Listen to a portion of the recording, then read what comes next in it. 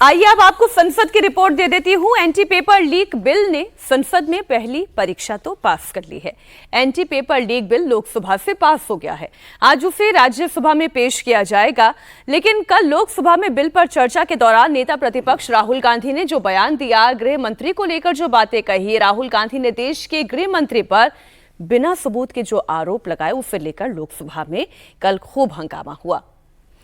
आज भी लोकसभा में हंगामे के आसार दिखाई दे रहे हैं, क्योंकि खबर यह है कि सत्ता पक्ष लगातार माफी की डिमांड कर रही है। वो चाहती है कि राहुल गांधी अपना बयान वापस ले और माफी मांगे सदन के अंदर, तभी सदन आगे चलेगा। एंटी पेपर लीक बिल पर चर्चा के दौरान राहुल गांधी ने कह दिया कि गृह मंत्री ने छात्रों पर गोली चलाने का आदेश दिया था, जिसके बाद सदन में हंगामा हुआ। सत्ता पक्ष राहुल गांधी से माफी मांगने की मांग करने लगा। सदन स्थगित हुआ।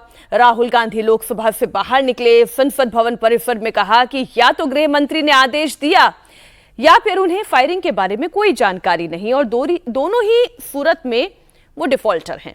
फिर उन्होंने एक प्रेस कॉन्फ्रेंस भी की और फिर से अपनी बात दोहराई कि बिना गृह मंत्री के मंजूरी के पैलेट गन का इस्तेमाल कैसे हो सकता है, ये नहीं हो सकता। इधर दिल्ली पुलिस ने यह साफ किया कि 20 जुलाई को कोई गोली नहीं चली थी। दिल्ली पुलिस ने राहुल गांधी के आरोपों को एक तरह से खंडित किया।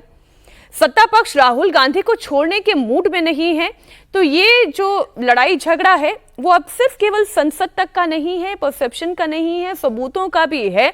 लेकिन जो बयान अभी तक आए हैं वो आपके सामने रखते हैं। Say what they want. They're not allowed. Sir, the Home Minister authorized the shooting of our students, sir. He put pellets into the blood of our students.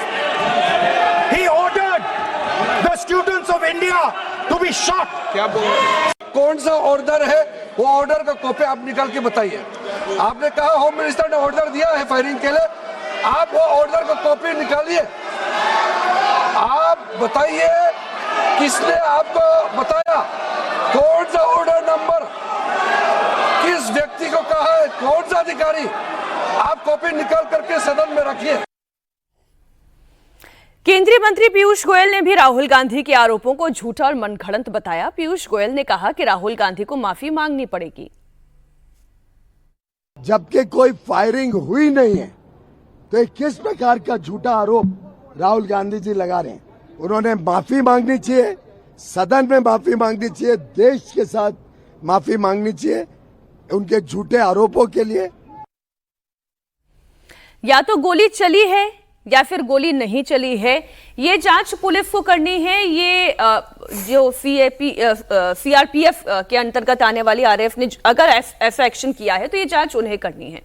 लेकिन सदन के अंदर जो राहुल गांधी ने बयान दिया कि गृह मंत्री के कहने पर गोलियां चलाई गई है, राजनीति यहां से शुरू होती है। देखिए, उसको लेकर के इस पूरे मामले में कई कंट्राडिक्टरी जो स्टेटमेंट्स हैं, हम लोग कई दिन से इस पर चर्चा कर रहे हैं। जैसे बीजेपी की तरफ से यह भी कहा गया कि अगर कोई फायरिंग होती भी है किसी जगह पर तो वो मजिस्ट्रेट आदेश देता है। ऐसा नहीं होगा कि वहां जो मौजूद पुलिस वाले हैं वो गृह मंत्रालय से पूछेंगे, या गृह मंत्रालय ने कोई स्टैंडिंग ऑर्डर दिया हुआ है कि आप अपने विल पर गोली चला देना। ऐसा नहीं होता है। वो मजिस्ट्रेट तैनात होते हैं हर प्रदर्शन की जगह पर। ये बीजेपी ने अपनी प्रेस कॉन्फ्रेंस में साफ कहा है, और वो मजिस्ट्रेट आदेश देता है। तो पहली बात तो यही है कि गृह मंत्री की बात इसमें नहीं आती है अगर मजिस्ट्रेट आदेश देता है। लेकिन इसमें मेरा सबमिशन आपके सामने ये है कि कहने को तो ये भी कहा जा सकता है कि मुलायम सिंह यादव ने गोली नहीं चलाने का आदेश दिया था, वो तो मजिस्ट्रेट ने दिया था। लेकिन कहा तो यही जाता है ना कि भाई मुलायम सिंह यादव ने गोली चलाने का आदेश दिया। अल्टीमेटली जो कहा जाता है, जो कि मतलब बक स्टॉप्स हियर, तो वो कहां होता है? वो तो गृह मंत्रालय में ही होगा।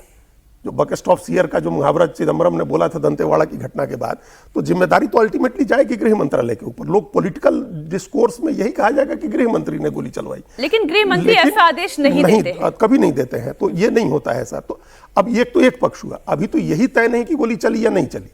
पहले एक रिपोर्ट आई थी, वो भी सूत्रों के हवाले से थी, हम लोगों ने चर्चा की कि सीआरपीएफ ने जांच कराई, आरएएफ के लोगों में से 2 जगह, कम से कम 2 जगह ऐसा पैलेट गन चलने की खबर आई है। ये सूत्रों के हवाले से अखबारों में खबर थी।